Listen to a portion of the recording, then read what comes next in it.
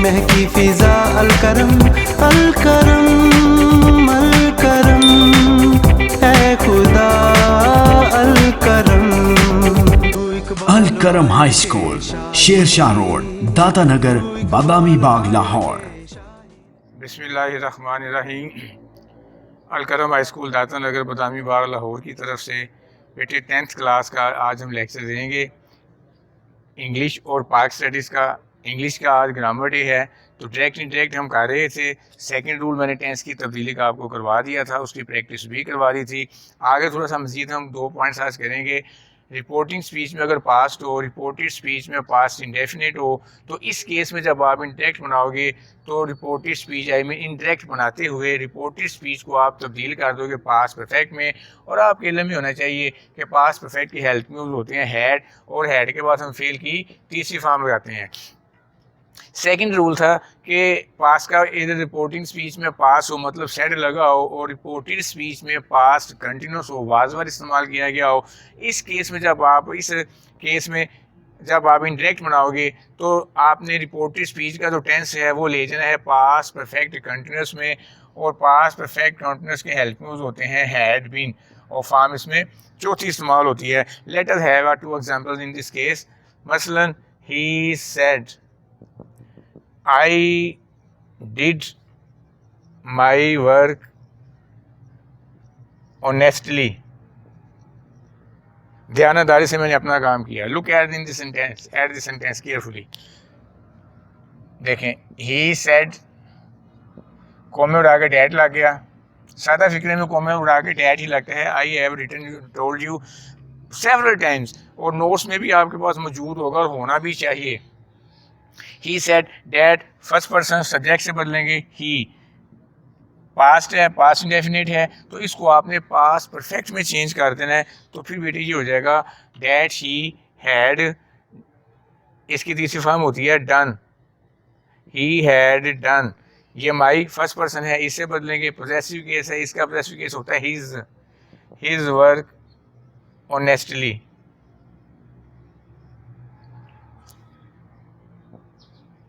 Raza said to Alia, you helped me, past indefinite। अब देखिए object आ गया ना, अब ये टोल्ड में चेंज हो जाएगा। रज़ा टोल्ड आलिया, कॉमे और आगे डैड लग गया। पास्ट इंडेफिनिट दूसरी फॉर्म लगी हुई है। Second person will be change according to the object of reporting speech, वो आलिया है। चूँकि ऑब्जेक्ट की जगह आई है इसलिए यहाँ हर मुराद लेंगे, तो हर का सब्जेक्टिव केस होता है she had helped.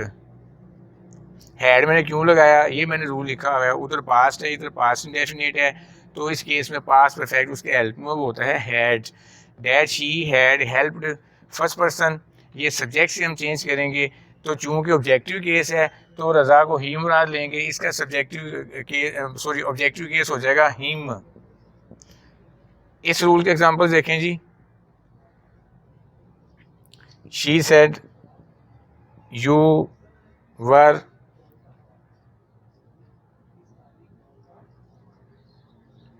A good student.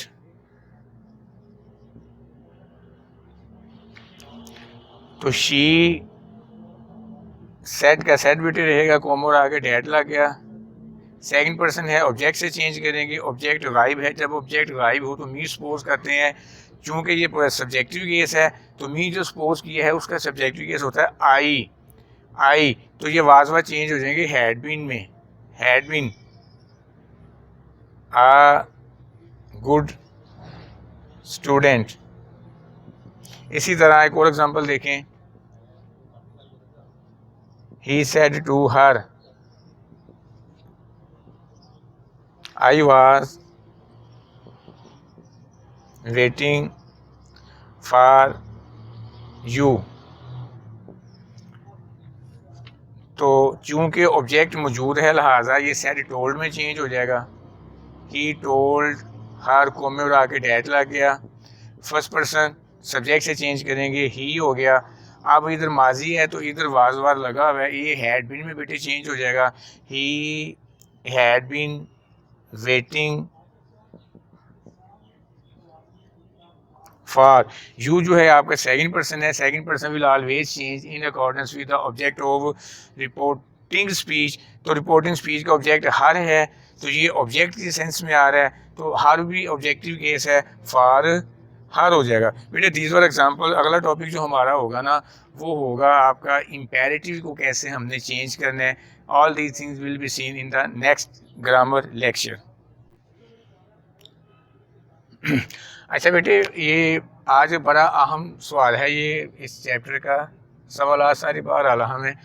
Pakistan बतौर एटमी ताकत, पाकिस्तान बतौर एटमी ताकत की हैसियत से पाकिस्तान, ये इस सवाल में हम देखेंगे कि पाकिस्तान ने कब ये स्ट्रगल की, कब जिद्दोजहद की एटम के हसूल के लिए, कब कामयाब हुआ और कब इसने एटमी धमाके किए और दुनिया पर अपनी बर्तरी का सिक्का जमा के रहे हम लोग। We are second to none, हम किसी से कम नहीं हैं। एटमी ताकत है पाकिस्तान के पास, एटमी मुल्क है। दुश्मन को भी 101 टाइम सोचना पड़ेगा इस मुल्क पर हमला करने के लिए। Anyhow come to the point now. तो 1971 में जब भुट्टो साहब ने अनानी हुकूमत संभाला, इक़्तिदार संभाला, तो उन्होंने ऐलान किया कि उन्होंने ज़ोर दिया एटमी ताकत बनने के लिए। भुट्टो साहब ने ना ज़ोर दिया। उसकी वजह ये थी कि 74 में इंडिया ने राजस्थान के मुकाम पर एटमी धमाका किया था, एटमी तजर्बा उसने किया था, हमें अपनी सिक्योरिटी का मसला दरपेश था। लिहाजा भुट्टो साहब ने फरमाया था कि हमने एटमी जो साइंस है हमारी तरक्की और दफा के लिए ज़रूरी है, और ऐसा हम किसी पर बर्तरी जितलाने के लिए नहीं कर रहे, बल्कि अपनी दफा के लिए, अपनी सर्वाइवल के लिए और अपनी प्रोग्रेस और तरक्की डेवलपमेंट के लिए हम एटम का असूल कर रहे हैं। कराची में जी 1971 में पाकिस्तान का पहला एटमी बिजली घर कायम किया गया, जो कि मुल्क की ज़रूरियात को पूरा नहीं कर रहा था। बढ़ती हुई सनतों की तरक्की के लिए मज़ीद एटमी तवानाई का हसूल बहुत ज़रूरी है। उसी दौरान 74 में भारत ने राजस्थान के मुकाम पर एटमी धमाके वगैरह किए। तो हमने भी इस सिलसिले में, इस हवाले में, इस कह लें कि एटमी ताकत बनने के लिए कोशिशें तेज़ से तेज़ तर कर दी। फ्रांस के साथ भुट्टो साहब ने एटमी रीप्रोसेसिंग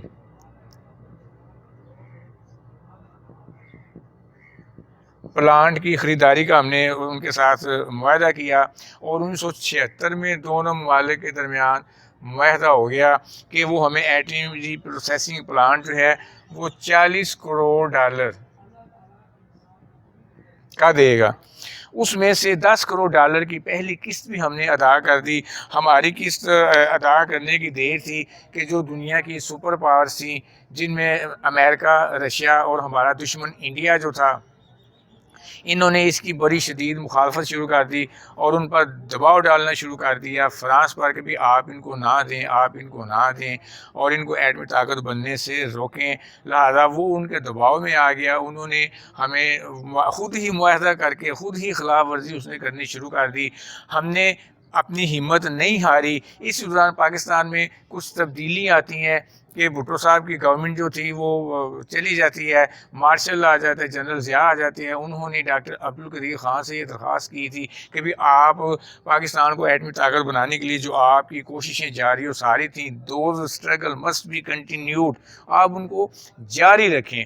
तो लिहाजा उन्होंने अपनी कोशिशें जारी रखी और 1989 में उन्होंने कहा कि जी पाकिस्तान ने एटम को अफजोदा करने की सलाहियत हासिल कर ली है। अफजोदा बेटी होता है, एटम जब टूटते हैं ना, उसकी तवानाई जो बिखरी होती है, उसकी ताकत, उसकी पार जो बिखरी होती है, उसको यकजा कर लेना, ये date was the main problem. और ये हमने जो एटमी प्रोसेसिंग प्लांट ख़रीदना था ना उससे, फ्रांस से, उसने भी यही करना था। तो ये तकनीकी महारत जो थी ना हमने खुद हासिल कर ली। सुनिएगा ज़रा। प्लान की कुल कीमत $40 करोड़ में से $10 करोड़ की पहली किस्त के तौर पर हमने पैसे अदा कर दिए। भारत, रूस और अमेरिका दूसरी एटमी ताकतों को ये बात पसंद ना आई। उन्होंने फ्रांस पर दबाव डाला कि पाकिस्तान को ये प्लांट मुहैया ना करे। मजबूरन फ्रांस ने मुआहदे के बावजूद प्लांट की फराहमी रोक दी। जनरल ज़िया हक के दौरे हुकूमत में AQ खान की निगरानी में पाकिस्तान का जौहरी प्रोग्राम जारी रखा।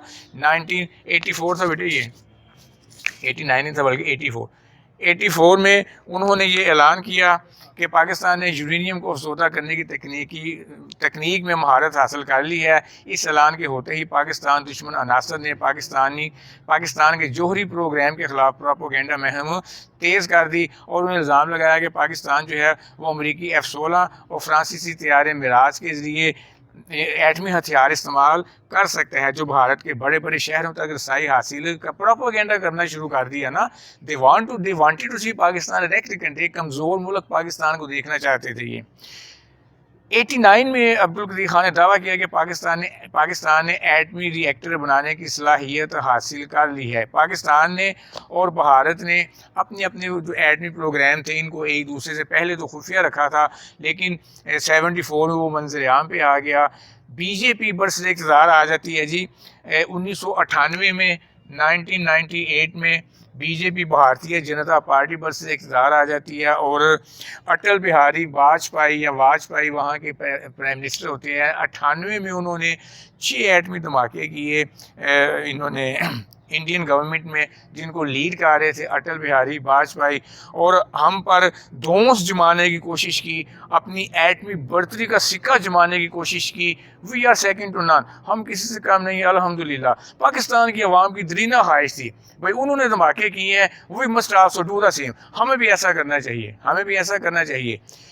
भारत ने अमेरिका से दरख्वास्त की, रूस से कहा, दीगर ममालिक से कहा कि इसको रोकें, खुद तो कर लिए लेकिन हमें कह रहे थे जी आप इनको रोकें। हमें एटमी बड़ा शदीद किस्म का दबाव था। अमेरिका ने कहा कि आपकी इमदाद बंद कर दी जाएगी, इरादा ज़ाहिर किया, इसको प्रेस तरमीम में इनको जकड़ दिया गया। पहले तो जब पाकिस्तान ने ये 1989 में वो हमने एटमी ताकत जो थी उसकी एक तकनीकी महारत हासिल कर ली थी, उस दौरान प्रेसलर की तरमीम में हमें जकड़ दिया गया, इक़्तिसादी मदद बंद कर दी गई।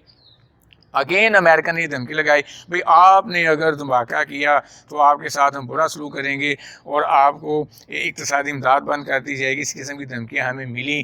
इट माइट भी कि नवाज शरीफ दैन गवर्नमेंट वो एटमी धमाके ना करती, लेकिन ये फ़ौज की तरफ से उन पर दबाव था और इसके अलावा हमारी आवाम भी यही चाहती थी, पब्लिक भी यही चाहती थी कि एटमी धमाके किए जाएँ। वो कर सकते हैं, वाई नॉट, हम क्यों नहीं कर सकते। लिहाजा बड़ा दिलेराना काम किया गया। और 1999 में गालबन 28 मई 1998 इन द सेम ईयर, 28 मई का बेटे दिन था 1998, 28 मई 1998 बलूचिस्तान की चागी की पहाड़ियों पर AQ खान ने देखा, पूरी हमारी कौम ने देखा कि कैसे पाकिस्तान एक एटमी ताकत बन गया और कैसे वहाँ की जो एक इंतहाई संगलाख एक पथरीली पहाड़ियाँ जो थी वो धनी हुई रुई की तरह फ़ज़ा में बिखर गई। इतना हमने 6 के जवाब में 7 एटमी धमाके किए और उनको बता दिया we are second to none, हम किसी से कम नहीं हैं। आज भी 28 मई को बड़े इज़्ज़त और एहतराम से इस दिन को मनाया जाता है। Its credit will go to Bhutto साहब को इसका क्रेडिट जाएगा, जिन्होंने अपनी जान की भी बाजी लगा दी। वो जान की बाजी कैसे लगाई, एक छोटा सा तारीखी वाक़या आपको बताते जाता हूँ। भुट्टो दौर में जब ये सारा कुछ कैरी ऑन था तो अमेरिका से, बुक में नहीं लिखा हुआ लेकिन अब याद रखिएगा, अमेरिका से सेक्रेटरी खारजा हेनरी किसिंजर उसका नाम था, हेनरी किसिंजर पाकिस्तान आए, हेनरी किसिंजर, और इस्लामाबाद में मुलाकात हुई। हमारे मुल्क में आके हमें वो धमकियाँ दे रहे थे। वो कहते हैं mister Bhutto you must roll back your atomic program, अपने एटॉमिक प्रोग्राम रोल बैक कर लें, जहाँ से लाएँ वहीं उसको बैक पे ले जाएं। Mister Bhutto you must roll back your atomic program, otherwise we shall make you a dreadful example for rest of the world.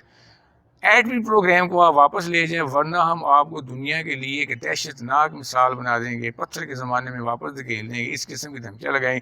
Bhutto साहब ने उसी वक्त ऐलान कर दिया था आप इमदाद हमारी बंद कर दें, हम घास खा लेंगे, लेकिन पाकिस्तान को एटमी ताकत बना के मैं दम लूँगा।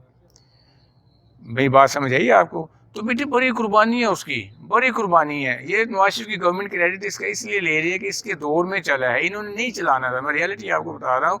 ये फ़ौज की तरफ से दबाव था, उसको अपनी सिक्योरिटी का मसला था, पाकिस्तान का दफा था। If state is here everything is here. State का मसला था, स्टेट के आगे किसी की नहीं चलती, ठीक है जी। Nothing is beyond to state, state से बढ़कर कोई चीज़ नहीं होती। हमने स्टेट सिक्योर कर ली, हमने अपनी पब्लिक सिक्योर कर ली, ठीक है जी। इस हवाले से if you find any sort of problem, कोई सवाल आपने करना हो या डायरेक्ट इंटरेक्ट करवाए उनके बारे में कोई सवाल करना हो, तो you may contact us in the contact section as well as you may also see us in the office personally. God bless you, फी अमानिल्लाह, अल्लाह हाफिज़।